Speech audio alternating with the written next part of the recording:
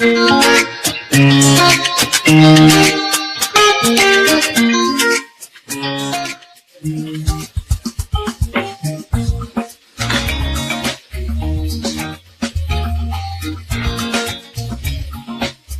Indigenous knowledge for youth empowerment.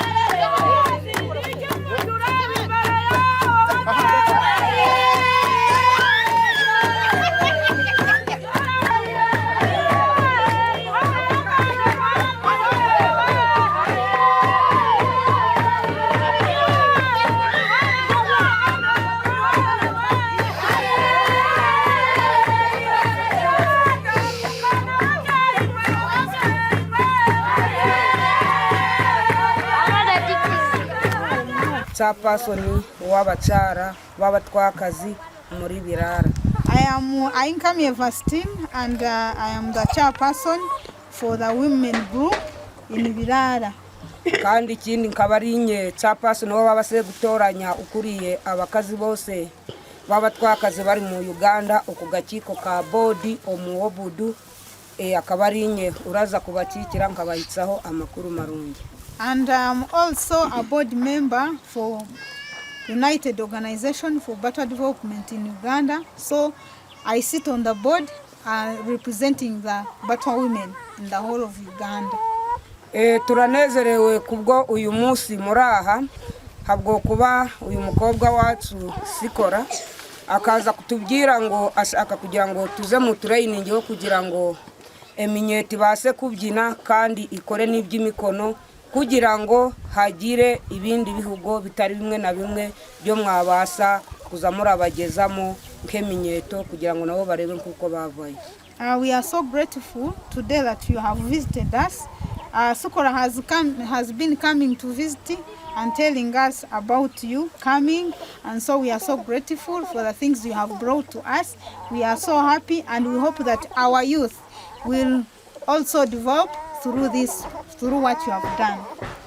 Kandi nawe professor turagushima dutine bugarukiro biteye yuko wabasize kohereza umwana wawe muri ugu mwanya kandi nawe wagira amatsiko go kugira ngo nubwo bamwe wabonaniye nabo Kampala atari bose konka wagira ngo umunsi gwa none ugere mu community urebe umuryango gw'abatwagura gukorangana nago nuguhe niyo mpamvu wabasekuza naco turi kukigusimira bari kuguterera mu ngo.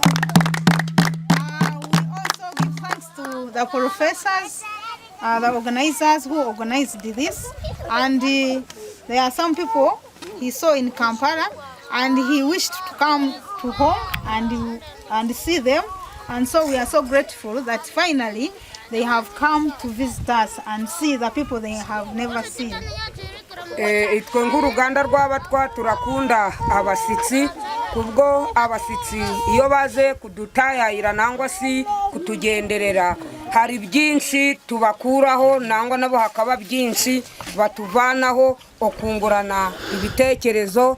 Rero ibyo mwaza kutwigisha hakagira intambwe byatuvanamo bikadusira murindi na niyo mpamvu uyu munsi wa none twikirize kugira ngo tubakire ibyo impamba yo mutureteye mubase kuyitwigurira mu bwuzuye mwisagaguye habwo kuba ngo urugo n'urugendwa urutagendwa barwita cumya kandi imvuregwa nisubira ahandi mwakoze.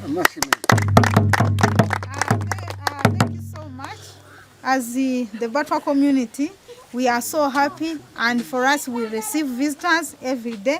Whenever visitors come, they are welcome to our homes, and we are so happy to receive you, and we hope that whatever you have brought for us, you are free now to sit and talk to us freely and be happy together for the time we will be here. Thank you so much. Our homes are always welcoming visitors, so always come. Itashima ngibiruwayiha ikindi cyo ndi gusima ubu buhereza mwamaze kuduhereza ni 15 ubu natwe groupe yacu cerekanye ngo hino umutindo go yazaho kubwo nta uniform yo twadufite iyi niba iyo kubanza mu groupe yacu yo kugira ngo tubase kugira kubwindi yo twari dufiteho igakura ko yamara gukura yarugaho nayo twatuyihawe na care. None bunubwo twabona BMCT na ikaba yatuba hafi ubwo kiri kwerekana ngo groupe yacu irenda gukora iki irenda gukurakura hagiraho yahika za Amerika tuzazayo habwa BMCT Tanzania Burundi mbe ntagiye uko cyo tutazageramo bitewe naki na BMCT ahandi. Murakoze mazima mwisagagure na kuryama muryama amazu turagafite nibyo kujya doritsaro buno gisa neza.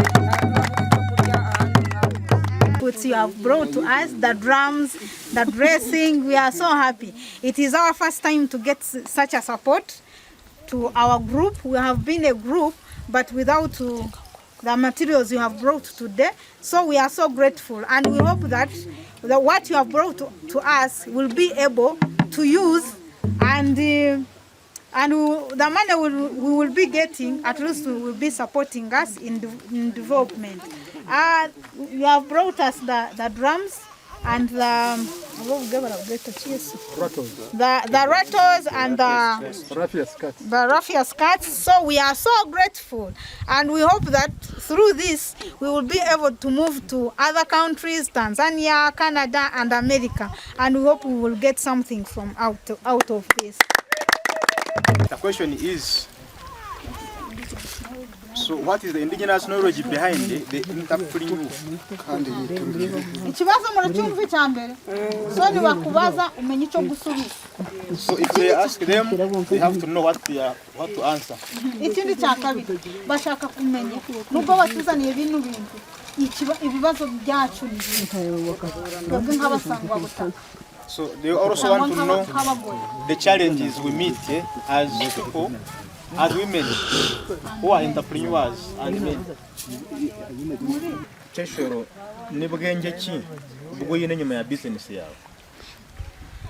Amazina baranyata Cheshero Sara kandi mu primary second class kandi kanye ubwenge bw'indagira kandi umuzini ikindi hamo mukuzina ndi hamo school fees natazinire ndabona school fees barambinga ishomero natacire akuzina kandi natabwene kabo kunyamba ngonze mukuzina ndabona school fees yo kushashura icyo kindeterere kikwiga. I am Cheshero Sara and I am in P7 class and I'm also in the dancing troupe. What helps me in the dancing troupe, my indigenous knowledge is through dancing. It supports me to dance and sing, especially whenever we get visitors. And when they support us in the money, whenever I get the kamane, I pay school fees, I buy books. And when we don't get visitors, meaning that my studies have stopped. If I don't get a person to support me or to give me books or to pay the school fees, meaning that I will have to sit and wait again until the visitors come back and I get money to pay fees, I go back to school. No, ni nk'abatewo nk'umwana mutoya mu business ukuntu ko dukoresha ubwenge bw'ubunyakare.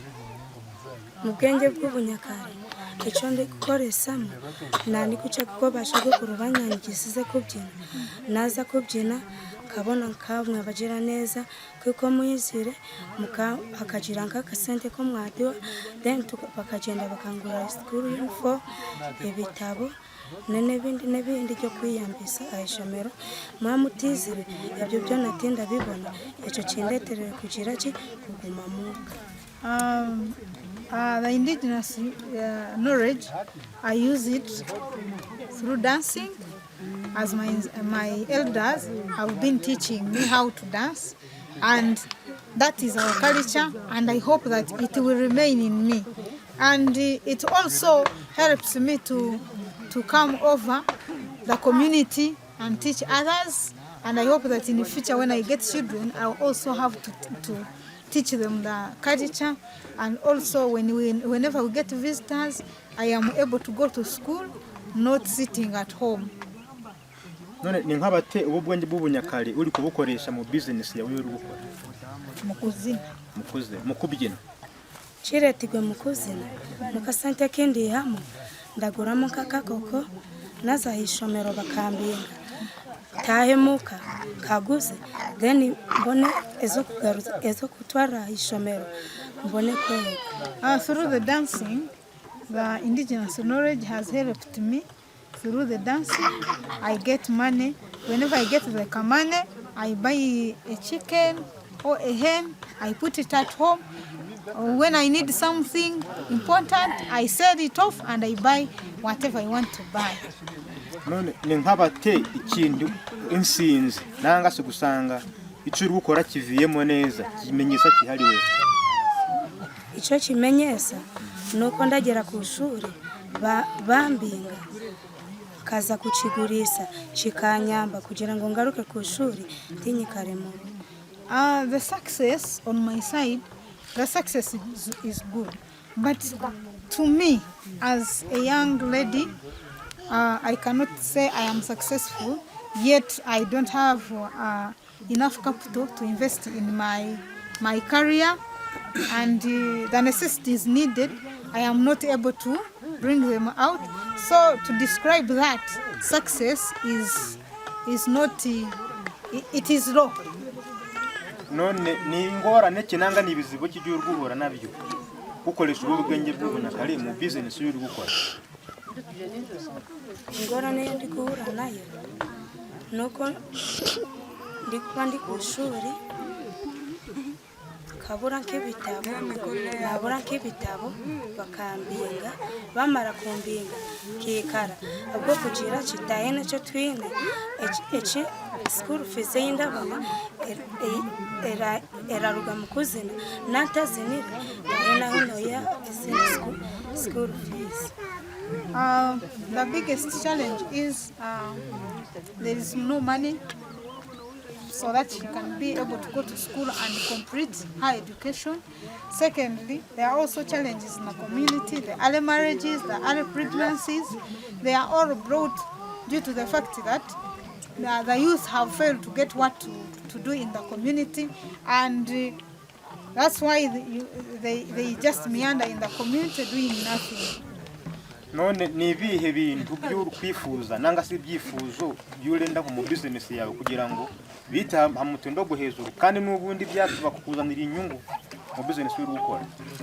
Ikintu cyo ndumva ndi kwifuza ni ukugira ngo guca ko ndi kubyina binjire mu mugasho byamara kongira umugasho nanyenze hejuru kiko turabona ababagira neza batuyambe badufatireho natwe tubone ko twayiga twamara kwiga tugume tubikoreshe hagiriye byatujana tuve inyuma tuzi imbere kabandi.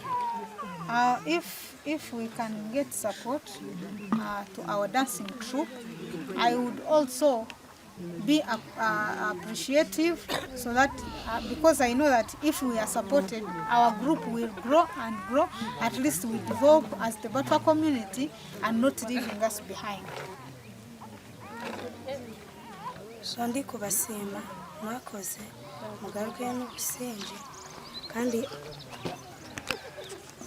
mwebare mnonga noro kugaruka yo mugaruka n'ubusenje kuko mwaje kutureba muzagire n'irindi zoba mugaruka mutitayayire kama. Thank you so much. I'm so grateful that you have visited us, and I have hopes that you will come again, and we wish you a safe journey. Ngoni kakondo yetu yo kuzina kabuti twaza nkokwe kuzina tukabona nkako kasente dadi yabatine kaka school fees kina kakibitabo kawo kahizi bitabo ayanyoni yo business yanjye yawo hanyuma. I am Chogam Juliana, and I am also part of the dancing troupe, and the indigenous knowledge behind the dancing troupe. Back years, as the Batwa community, it is our culture. We used to dance and sing while we were still in the ancestral lands. And this knowledge has supported me. Though we were evicted, at least it has continued supporting me through the dancing and the singing. And through that, we have gotten support. Whenever we dance, we get some money, little money, and it helps me through my education and the other things as needed by an individual, like buying soap, clothes.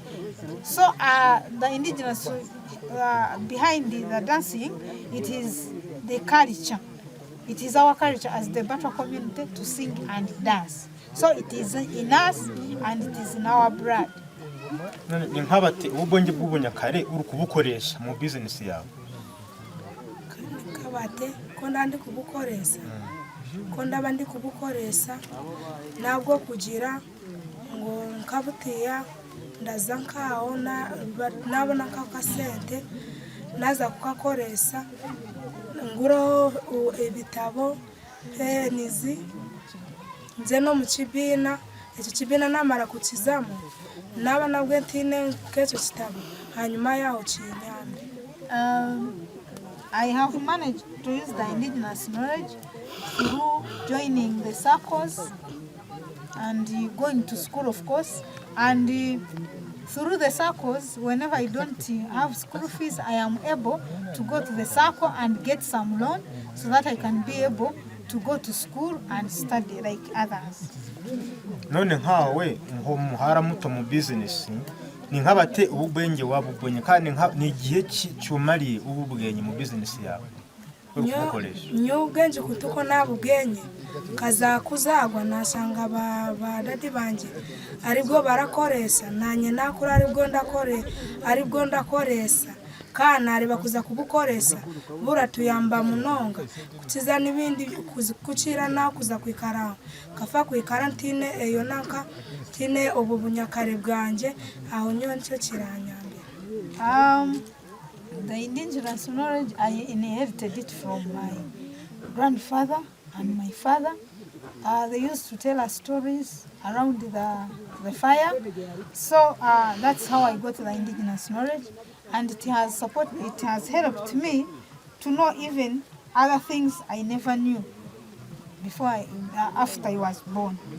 none nk'abate muri business yawe ikintu inshinzi nanga se kurebera nk'ibyo ukora business yawe urukuje imbere kimenyesa kihari wewe nyowe cyo kimenyesa hari nyowe kabuti nagumizamo nayo business yanjye nkagumizamo nayo kabutiya ndayigumizamo naza nko kweheru mboneyo nka sponsor ampere yaza kumpera cyange namara obweyo nanka kakondo yanjye ebigendera mu mesha. The indigenous knowledge, I have hopes that through the dancing troupe I will be able to dance, and if God wishes I have hopes that I will get a scholarship through my dancing skills, and after I get a chance to go and study, I will also continue promoting the indigenous knowledge. none ni ibihe bibazo by'urugura nabyo nanga ingorane z'urugura nazo mu business yawe? Ingorane zo ndikura nazo mu business yanjye nabo kugira bumwe ndabantine kebyo kukoresa konka obu babiturete byo kukoresa business yanjye iragumiza migende mu mesha. The biggest challenge I have is that I didn't have the inputs, like the dress. Whenever I'm going to dance, I never had what to put on, the clothes to use. But since they have brought us some, I hope that the business will grow and grow through the inputs they have brought us, the materials, the drums, and the things to use. I hope that the dancing group will not die, it will continue working, and we hope to get more support. none ni bintu kinanga ibikoresho by'urukumva byo wayifuza mu business yawe bikaba byira harurengo rwo hejuru kandi n'ubundi byakuzanira inyungu? Nyo kibintu byo ndikora byonyungura ni icyo kubanza ni uniform, cyakabiri ikikabingoma, cyakashatu tukitureininga tukabikwataje tweza kutureininga ro group yetu nayo ikagumiza bikagenda mu mesha. For me, my request is, if we can get more support, you have brought us uniform, though it is not enough, but we have hopes that more will come. But especially, we would like also to request that if we can get a place where we can always train from, and it becomes our place of training, and even when we get visitors, they can be able to come and find us at that place, and we be able to entertain them.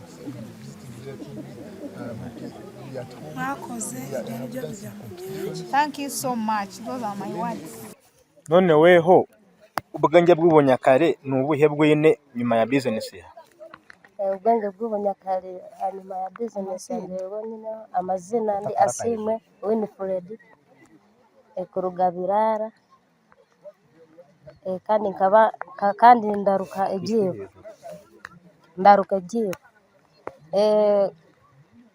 hanyuma ya business yanjye niko kushanga ndaruka egibo koko ndaruka egibo n'abandi ko mu kibina n'abandi jyaje bajyanye nabiguriza nayihame 12 rukumi rumwe karuta mu kibina urundi karuhame icyo kujya. I am Winfred, and I do crafts. I do make crafts, and what I do from the indigenous knowledge has helped me to know how to make those crafts, and as we used to live in the ancestral lands, the materials were easy to get. But now, since we are out, it is now impossible to go back and get those materials to use to make the crafts I do. And whenever I make the crafts, I do take them for market. Whenever I sell, I get some money and put in the circle, and the others I buy whatever I need at home. none nk'abatu ubwenge bw'ubunyakare uri kubukoresha mu business yawe. ubwenge bwanjye niko kushanga ndakora namara kuruhuka nk'ibyo byibo ukashanga natungamo kakasete kahikire nagura nk'ibyo kushubura natandika kushubura ngene natwara mu katare. My business for craft making, I do basketry, and through the indigenous knowledge, I've been able to know how to make them and also put them on sale. But the biggest challenge is that due to the fact that many challenges have led us give birth at a younger age. I have 2 children, and of which I need to give support. And I hope that if I get support through my crafts making, I will be able to raise my children. But also, there are also other pregnancies, because the first child I gave birth at another age of 15 years. niwe amazina ganje Diana Kidandara kaba umupakazi wa Biraara. Niwe ikintu so nenda kugambaho ngo habyibo ndigukozesa rimwe ubudeyi hamwe n'ubuhinzi. Ibyibo hino mugaso ubwo byankoreyemo nari mbibohaga ariho ndi kubitandika kubyega nabyegire nabona hitso kujya umwana namubonera ibitabo byo kuzara twari hasho byo kuhandikiza. Ikindi cya kabiri bikantungira kugira ngo menye ubwo mwuga naguramo isabuni yo koza nabonaho n'igitambaro. Ibyibo bikankorera umugaso ndi kukireba, kandi nuko ibikozeso bumwe biramburira nkamwa barago kukozesa ubuhivu nukumanza kuronda agasende konka nkabonye ndaza kubugura nize nkoreki nize mbohe bya byibo nanye binyambe cyo kunyamba ngo mu mbuga mukaya. She's called Chidandari Lydia, and I am a craft maker, and that is through the indigenous knowledge. From the crafts, I was able to provide food for my family. Children were able to go to school, but now, due to the fact that the materials are few and they are no in the market, I no longer make the crafts. So she requests that if she gets support, at least they buy materials for her, and she starts up to continue with the business. So the raw capital is also a biggest challenge on her side. Amazina ganje ni Akampire Jenista ko mutwakazi wa Biraara eco ndi kugambaho ninkebirago nanye ngo mukazi waburi ngo muka ukabona nawe wabona ubunyasi ukaruka kakaceka wabona abajenyi barasutamaho waruka nkabubiri ukaguzaho kamwe uramenya ngo wakaguza urabona mico kujya umwana abonemo school fees ubonemo next kabo ubonemo n'ibindi bintu byo kugura mbe hinkomuka ukaguramo kisafuriya nareshi amasahane biratukora chi n'ibyo biratuyamba. As she's called Jenesta, for me I do make mats, and as a Mutwa woman I am supposed to work on mats. Some we use them at home, some we sleep on them, and others when she does the 3 she sells 2 and she remains with 1. So that one helps her to get school fees for the children. Then also basic needs at home she's able to get.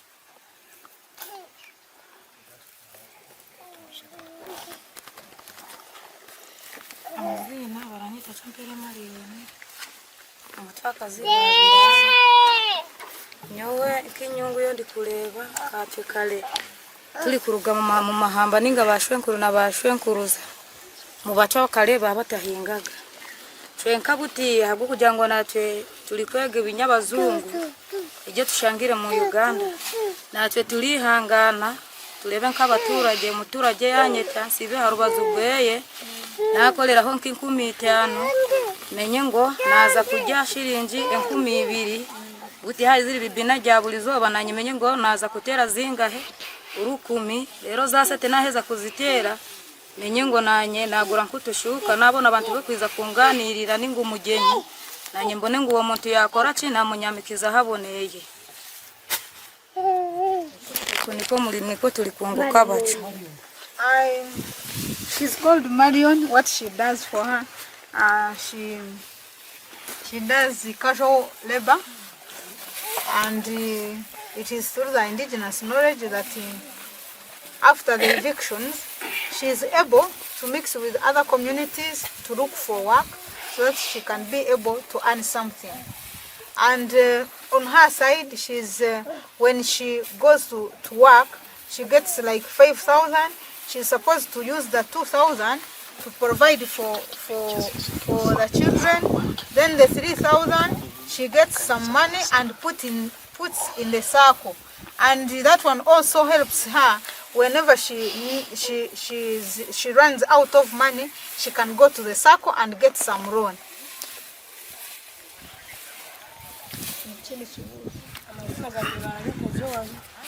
Ndi kureba nka ry'abanyakare ko babakoraga ndi kureba abatwakite tutakundaga kutebana nabi konka kuza kutebana nabo tukabona bo buyambi bayiza baraturundarunda abiru babatandikaga bumwe baratutina bumwe baratunuga batutware bafaguma turabegera mpora n'abagira neza baguma baraturundarunda turaguma turajya nabo turakora ki.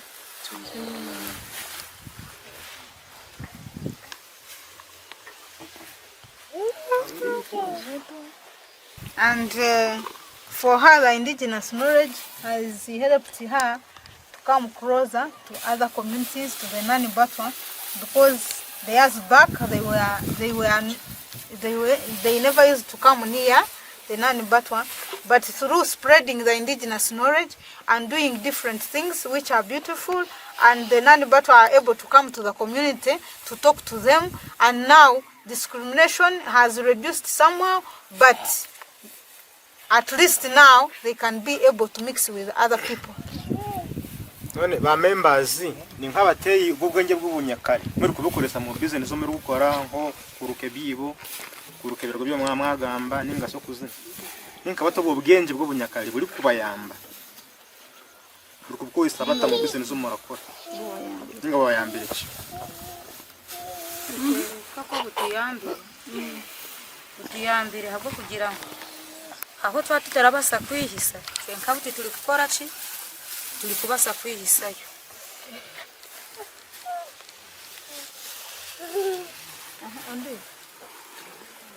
Nyewe nkicyo nakigambaho ubunyakare bwetu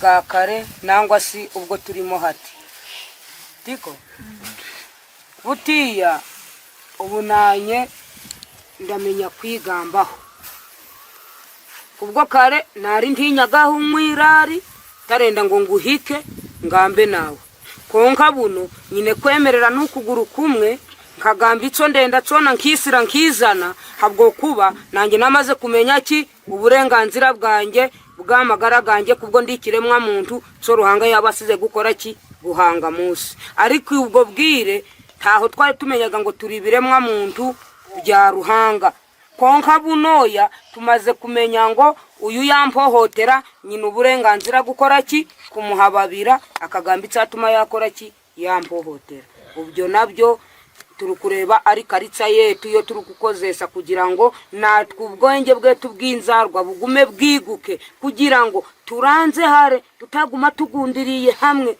kugira ngo nyensa natwe hagira ikintu cyo twabugana sinu umugaso cyo kuyamba imibereho yetu yabatwa konka kandi mimi ugenda zo mu politics uye simbe nakwishengereza Before the evictions and after the evictions, they feared to go to where other people are. But now through the indigenous knowledge, currently they are able to go and also be with others. They are able to speak, to sing, and also make their art and craft. To do their crafts, and also to dance and entertain other people. And at least now they can never be counted as the low people. At least now they are not voiceless. They are able to talk, and when they get any issue, they are able to report the issues and they get solution. Kandi ikindi nyine aho turavugira ngo natwe butiya ubwenge bwetu buri kuguma buriguka tibugume bufatire buri nkagama natwe buti buri kwiguka habwo kubu natwe turamenya gukora ki gufata isuka tugahinga ukwiyo nukuba dutini takarira tumara ariko natwe twabonye imbuto tukabona ico kurya turahinga tweze twamara kweza usanga byabyo kujya byo turi kweza byavamo fizi z'abana betu apana kugira ngo dutegereze ngo mpaka bagira neza aho bazabonekera ngo no gutangira abana betu ariko twinijyo kujya tukagira imbuto buno natwe twahinga tukamenya ngo namenya yaba nsarguye ubudeyi bwanjye butanu bw'imondi kamenya budget yo kumenya ngo ndabika hizi isentizi nyine kuba ndasasurira umwana fizi igihe caza guhika tsitamu ya kabiri nyine kuba ndi kupuraninga ukuntu ko nkwiriye kumenya ngo izi sene nzazikora zo kugira ngo umwana wanje base kubona ico guhumuruka he kabandi bana okuvirira mu bihingwa byo ndabandi guhinga byo ndabamfite ariko naba ntabyine ndaguma ndi kuziro abandi bagume bari gutemba nyengume ndi hasi aho ndanyura ngo reba tsagitwa kubwo ntineki amikoro tine ubuzunani zibwa bw'ubuhereza nk'uburiya mutakoriye ki ayine uri kureba ubu barenda gusarura benshi abahingira ibisimbo imondi amasaka barenda kwanura barasira mu mazu ariko umutwa kubwo gutagira yambuto ngiyo umuhutayine kiramureterera kunarya amanzi yaza kumusakaho uri kureba ubwo nabwo ni ikibazo cyo twine cyo dusemere kuba turakora ki turaguma gusayansaho kugira ngo wenda natwe zo ruhanga ko. So the biggest challenge they have as the Batwa community and as women who are ever taking care of the families, they have no enough land so that they can also cultivate like other people, grow some. If they get seed, they also plant some and eat some. So the challenging thing is that they don't have that land where they can do agriculture and also improve on their homesteads. And if you don't go and do casual labor, you can never bring food home. So what they do is casual labor and some other small activities they do that bring some money in their pocket. And if they have enough land, they are able to plant, they harvest, they sell and take children to school. But now the land is nowhere to be seen. So it is very challenging on the side of the Batwa community. Kandi ikindi mutakagiye akindi kibuzo nandi kugira ngo mwaza kuturondera nka materials zo gukora nizi nazo mwine kuba murazitutekeramo ahubwo kuba nazo turamenya kuzikora ico dutafite niki nebikoze so. If a chance comes and you are able to support us with materials to do the crafts, we would request you also bring such materials, and we also starting making the bags, the money purses and other things. None ba members uko muri mu business yanyu nizihe mbogamizi nibihe bibazo byo mugora nabyo muri gukora business zo mu gukora kubyina kuboha nibihe bibazo byo rugora nabyo bibazo turuguhura nabyo ni bibazo turahura nabyo twaza ha training turenda kwitraininga kugira ngo tuze muri ibi business byetu tutagiye kubunga ngo tuze gusaka ijoza dugasiba ha training abana nukuburara ico ni ikibazo uri kwitegereza kandi ikindi kibazo cyo twine twamara kumara kuruka nk'ibyo bikozeso byetu nangwa tukabikora tukabinoza ikibazo cyo twine nabwo turadutini yo kubita turabigura turabikora bigume bigundiriye aho nazabura agatare ndasanga abana babitagagwize hanze ryanyagiriwe hanze kubwo nanjye birabajyantamire kubwo ntineki agatare ko kubigurizamo ariko namaze kumenya ngo ndabirondera hico kujya n'abana barabikwata neza baramenya ngo nitubizambaguza mama aratwita kubwo nije turarari. The first challenge they have is low market for their products. After they have made the crafts, they just keep them at home because they have failed to get market or where to sell the crafts. So you find out that if they are kept for a long time, they can no longer be at market. None murukutekereza ari ibihe bikoresho byo tuba twifuza kugira ngo bitwungure kugira ngo business yetu izamute no guhezura kandi bikaba byatuzanira n'inyungu kurenda agasinda icyambere cyose nukubona isende uyibuke ngo waba uyinisende business yawe ukeneye cyose kirakora kiratambura mu meso kubwuyi nisende kandi wamare kubona isende zirakwereka ubwenge bw'ikintu kiratambura aca abantu barakunda konga waba utinisende none uragura kica abantu batarakunda dukugumuri batsoya nasemera hamutima none kandi What they request is a request for support in terms of capital, that if they can get the money and buy the materials to make these crafts or to buy other needs in the dancing troupe, like they don't have most of the things the group needs to dance and entertain people, they can be, actually if they have the materials, they can be called into parties, they go to other functions, but due to the fact that there is no capital to invest in their businesses, it is difficult for them for development. So they request for support for that, so that they can be empowered and be on another level. By the name of Twizilman Simon, and I'm a Mutwa from Biraara, and I'm a musician, like I dance culture of Batwa. Amazina mantasema kwa Francis ikikuru gakondo yacu y'abatwa niko muri nkora kugira ngo gakondo itaza kutucika kugira ngo itacika umuzukuru azayisigarana. I am Sembagare Francis, and I am the elderly, and I am the trainer of the Batwa culture through dancing and singing.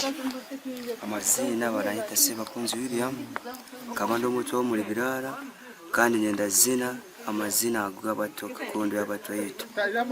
I am Simon William. I am William. And I'm also part of the dancing troupe. Thank you very much. My name is Chismana Elias, and my profession now is I am a dancer, and I'm so grateful for what I am. Thank you so much. Amazina ganjye baranyita Biranze Richard, kaba nanjye ndi umwe wo kubyina imbyino zacu z'abatwa, hariho nibyo nteraga bivuye muri gakondo y'abatwa mu Nsamba. Kigambe. So he's Richard, and he's part of the dancing troupe.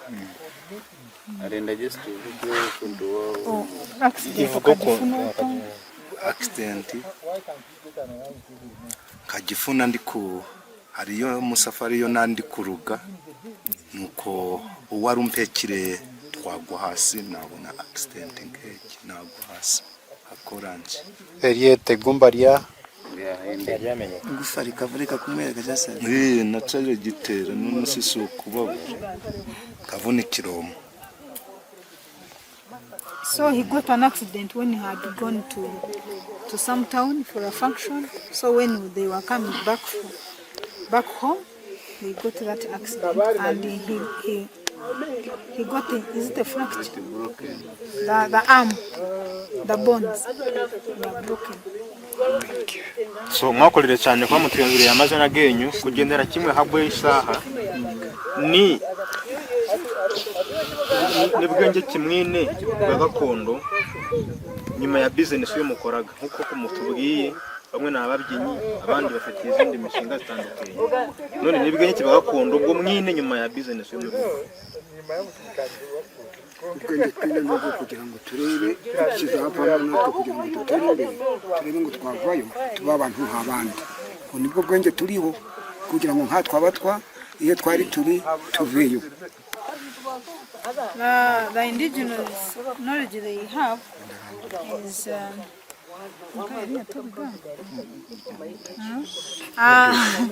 as the elder for the group, they struggle to keep the culture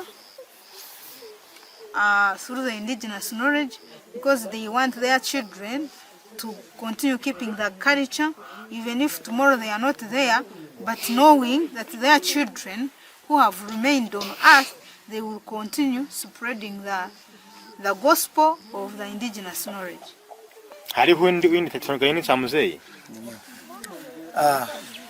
About the indigenous knowledge, we as the Batwa, when I was born, I found when my tribe or my people practicing dancing, and when I practiced also dancing, it became actually, it made me who I am. In terms, when we were performing somewhere, I got a chance, being supported, to also join schools like other people around us. And then when I reached there, of course I performed well. After performing well, someone was like, wow, what is this? And then that person took me in school. After taking me in school, I studied. After getting my education, from there, I got a simple job, of which I'm so happy of it. I see that is a step above what was being done, and so that's why I say that I got knowledge from my culture or my tribal practice. I want to say, or my addition is that per now, to keep on to keep on our culture, it is to stay practicing such a kind of music and singing and so on, so that our music or our culture couldn't go away. And above all, I could say that maybe when we get like some people to support our music or to support our singing and songs, I think there can be a very grateful change within the Batwa people. Minus that, even other people who knows music in different places, I could pray that also they can be reached and also get picked and also go and express their music to the world, so that the world can know that this also was got from the Batwa and be kept in history, like how other people sing and their music is kept in history. Their music is able to be heard by different people, by different countries, so that I think that can be so good to us and also can generate us income, more income to us, because we the Batwa people, we are the most people who are behind, who are poor. I see that there we can have a change within our communities. Above that, I think that's all I can say. Thank you very much. Wakorere cyane. None ni izihe ngorane nanga nibihe bizibo byo muri guhura nabyo muri kwa gukoresha bwa bwenge bwenyu muri business zo muri gukora tuzagakonda? Nihe mbogamizi muri guhura nazo, ibihe bibazo muri guhura nabyo? The problems first within our cultural knowledge or our tribal knowledge, it is that we the Batwa, we don't have much instruments to use, or much funds, much money to use, like buying different musical instruments, buying the costumes, buying other things that can produce music. You see that also that can be a challenge. Also like presses where to to play our music from, so that we can get the money. Like we can, the marketing, how we can get the marketing of our music. That also it can be a problem to us, because at times we to reach important people or important places, it is so much difficult on our side. But we think that when we get someone or some people to link us to big places or to big like music industries, I think our music can be promoted much, and of which can be able to remove us from poverty. And also minus that, I think to us, according to how our situation is, I was suggesting maybe like when we like get that kind of people who can be able to help us, we can also generate something behind, like making shops and other things that can sustain our ways of living, of which I see that can also bring up our ways of living in the community, and also to support our children, our young growing children. I think it can also make a sense in supporting our children, minus waiting for someone from out to come and support. I see that when we get that money, of which will be got from our knowledge, it can make a change in our community. It can make a difference. Let me not take all the words.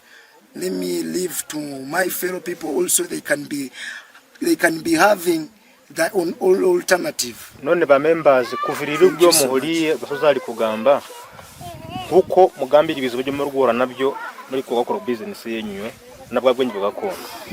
None muri gutekereza kongerera habyagambira. Muri gutekereza twayifuza bikoresho kisiko ibyashobora kutuyamba kugira ngo akazi ko turi gukora nanga business yetu turi gukora mu bwenge bagakondo yakaba yarutera business yetu hamwe no guhezuru kandi ikaba yatuzonera n'inyungu nguko twakora imyuga twabonamo agasende, kandi agasende ako twabona gakanyire kenshi mbe niko katuma twatera imbere. Naho tutina agasende nangwa dutari gukora ibintu byo kugira ngo dukuremo agasende, nabwo ntaho twatera imbere.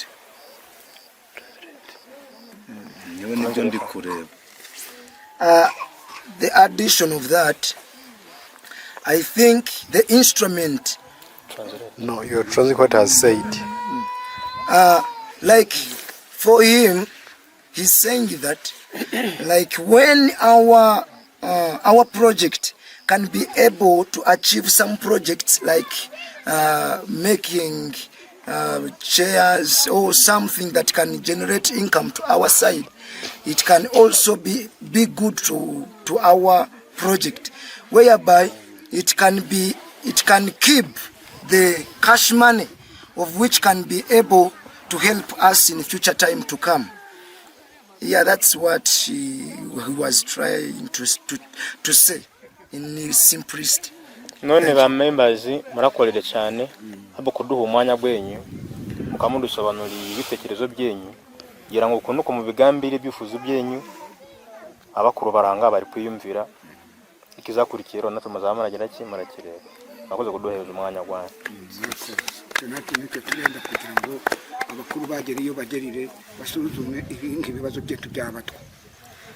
The Muse is saying that his prayer is that, like the people who will see this talk, maybe they put it in practice and then kindly they answer their request.